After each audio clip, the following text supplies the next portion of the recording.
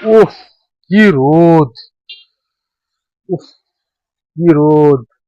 আরে কি ব্যাপার প্রশান্ত বাবু? আরে আজকে প্রচুর রোদ্দুর।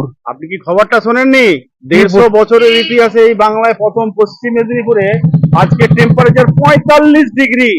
45 ডিগ্রি হ্যাঁ, সেলসিয়াস। 1856 সালে একটা ঘটনা ঘটেছিল এই বাংলায়। তখন পুরুলিয়া ডিস্ট্রিক্টে হয়েছিল 45 degree temperature, sorry 44 degree temperature.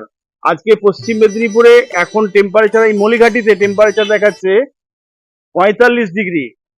তারিখটা মনে রাখুন, আজ 30শে মে 2024, মঙ্গলবার। আজকের এই দুপুর বেলাতে বারে বারে ডাক্তারবাবু সহ যারা সমাজ সচেতন মানুষ তারা আমাদেরকে সচেতন করছেন এই ব্যাপারে। ডাক্তারবাবু এসেছেন, ডাক্তারবাবু আপনাদের সাথে কথা বলবেন। এত গরম। নমস্কার ডাক্তারবাবু। নমস্কার নমস্কার নমস্কার। হ্যাঁ, নমস্কার। এই সমাজ সচেতনতার বিষয় নিয়ে আপনি আমাদের যদি এই পথ চলতি মানুষকে কিছু পরামর্শ দেন, তাহলে এই যে প্রচন্ড তাপপ্রবাহ চলছে এর হাত থেকে আমরা বাঁচতে পারি। একটু সুপদেশ আপনি দিলে আমরা খুব কৃতজ্ঞ জানবো আপনার কাছে। আজ এবছরের থেকে এবছরের মধ্যে সর্বপ্রথম আজকে রোদের তাপমাত্রা অনেক বেশি, প্রায় 45 ডিগ্রি সেলসিয়াস। আমাদের মলিঘাটি এইখানের বর্তমান এখন তাপমাত্রা প্রায় 45 ডিগ্রি। যাই সরকারের সচেতনতা তো রয়েছেই, সেই সাথে সাথে আমরা দেবরা গ্রামীণ চিকিৎসক সংগঠনের ব্লক সভাপতি, সেই হিসাবে এই যে সমস্ত মানুষ এই এত রোদ্দুরের সময় বেরিয়েছে যে কোনো বিভিন্ন কিছু কাজের জন্য, তার দিকে যাতে করে এই মানে সকাল থেকে 10টার মধ্যে বেরোবে, যে বিশেষ কারণে যদি বেরোতেই হয় পুরো হাতা জামা পরে এবং ওআরএসের জল, পরিমাণ মতো জল খেতে হবে, এবং তরমুজ এবং ঠান্ডা ডাবের জল, এইসব পেঁপে, কলা, যাতে করে শরীর ঠিক থাকে। এবং আর হচ্ছে 10টার পর থেকে বিকেল 5টা পর্যন্ত ঘরের বাইরে না বেরোনো উচিত, কারণ এই রোদের মাত্রায় প্রচুর লোকের সানস্ট্রোক হচ্ছে। বাচ্চাদেরও রোদে খুব আক্রান্ত হয়ে সানস্ট্রোক হবে, এবং বড়দের তো হচ্ছেই।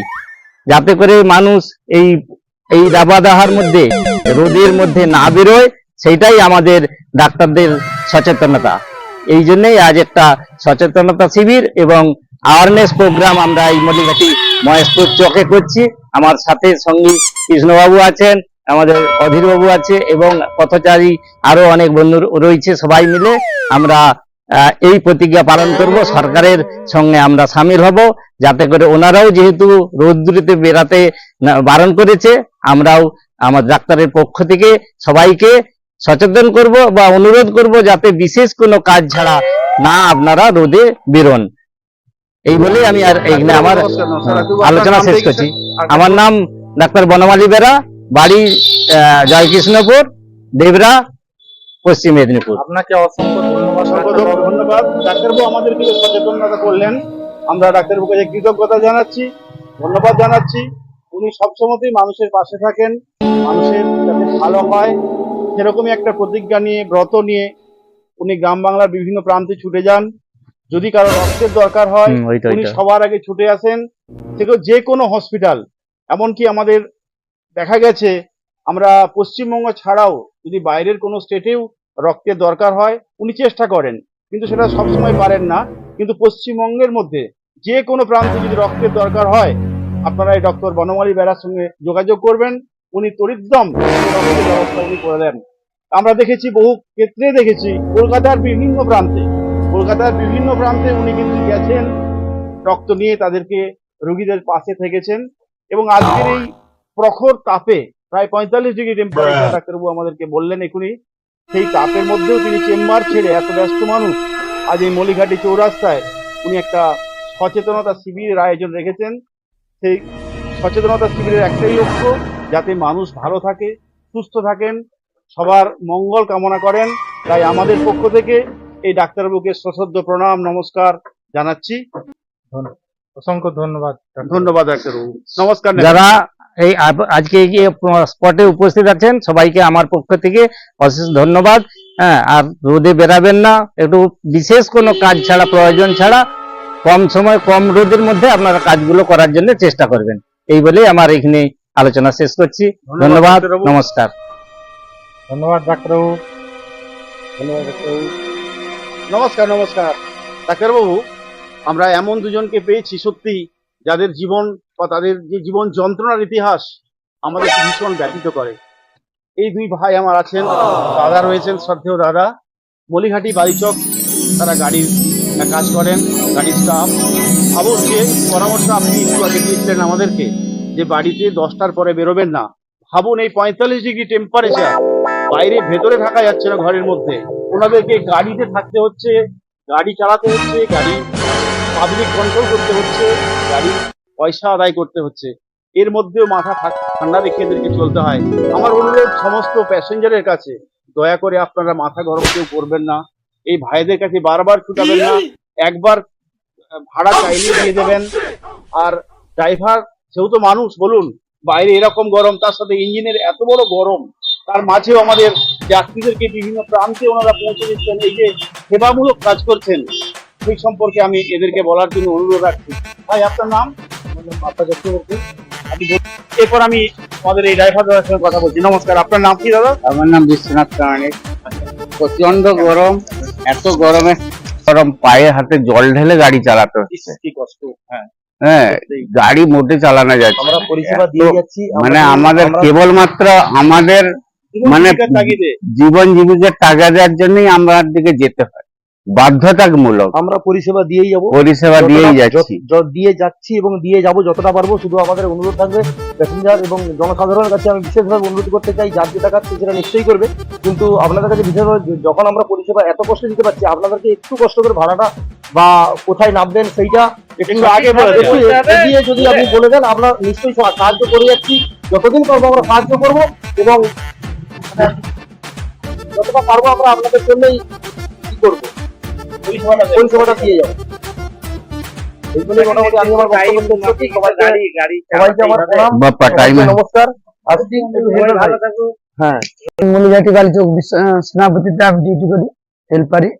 এই কষ্টের মধ্যে কিভাবে আপনার সময় কষ্ট তো চলছে? খুবই হয়, হ্যাঁ। সে বলে বোঝানো যাচ্ছে না, কিন্তু রোদ গরমে সবই করতে হবে, টাকা দিয়ে আসতে হয়। সত্যিই তো, ধরুন আমরা একটা কোনো জায়গা থেকে প্রত্যেকদিন ভোর 4:40 বেরিয়ে আসি, একদম 4:40 বেরিয়ে আবার রাত্রি 9:30 10টার সময় আমি বাড়ি ফিরি।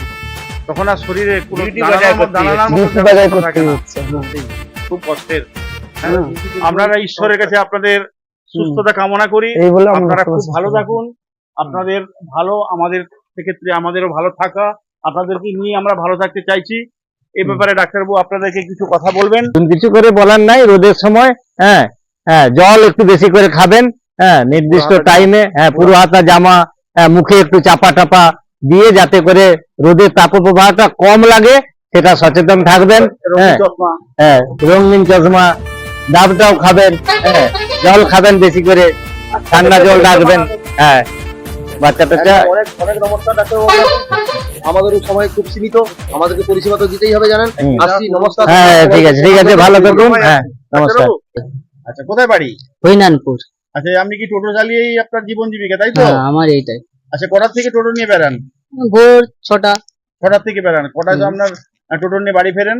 1টা-1:30 ধরুন, আবার বিকেলে বেড়ান? বিকেলে 5টার পরে, যা রোদ গরম না, আচ্ছা আচ্ছা, আবার খুব কটার অসুবিধা। সময় বাড়ি ফেরেন? রাত্রি আর রাত্রি 8টা। 8টা মোটামুটি। এই দুপুর টাইমে কি আপনি বাড়িতেই থাকেন তো? হ্যাঁ, বাড়িতে। একটু চেষ্টা করবেন এই দুপুর টাইমটাতে, এই প্রচন্ড যে গরমটা পড়েছে, একটু চেষ্টা করবেন যদি দুপুরের দিকটা একটু থাকা যায়। আচ্ছা, মনে করুন দুপুরে যদি কেউ এলাকায় মানুষ বিপদে পড়ে, যদি আপনাকে ফোন করে, আপনি তখন কি করবেন? না, বিপদ আপদে আসতে হবে, বাহ, যতই ধন্যবাদ, ভালো ধন্যবাদ। থাকলে নিশ্চয়ই শরীর ভালো থাকলে আপনি অবশ্যই সেই পরিষেবাটা দেন, তাই তো? হুম। আচ্ছা আচ্ছা, আপনাকে অসংখ্য ধন্যবাদ। আমাদের ডাক্তারবাবুর সাথে আপনাকে আলাপ করে দেই। আমাদের শ্রদ্ধেয় ডাক্তারবাবু বনমালী বেরা এসেছেন, উনি আপনাকে কিছু সৎ উপদেশ দেবেন, একটু পালন করার চেষ্টা করবেন। ডাক্তারবাবু আপনি কি বলছেন বলুন। এই রোদের সময় একটু কম বেরাবে, কিন্তু মানুষ যদি কোনো বিপদে পড়ে ডাকলে নিশ্চয়ই তুমি সম্ভব হলে সচেতন ভাবে তাকে পৌঁছে দিবে তার নির্দিষ্ট জায়গায়। হ্যাঁ ঠিক আছে। এইটাই হচ্ছে আমি আশা করব। হ্যাঁ এখন অনেকটাই বেলা হয়ে গেছে, এবার বাড়ি যাও, খাওয়া দাওয়া করো। হ্যাঁ কিন্তু ফোন নাম্বারে কেউ যোগাযোগ করলে হ্যাঁ। নির্দিষ্ট টাইমে তার গন্তব্যস্থলে পৌঁছাবে, এটাই আমার হচ্ছে আবেদন রইল। অবশ্যই শরীর সুস্থ রেখে, হ্যাঁ।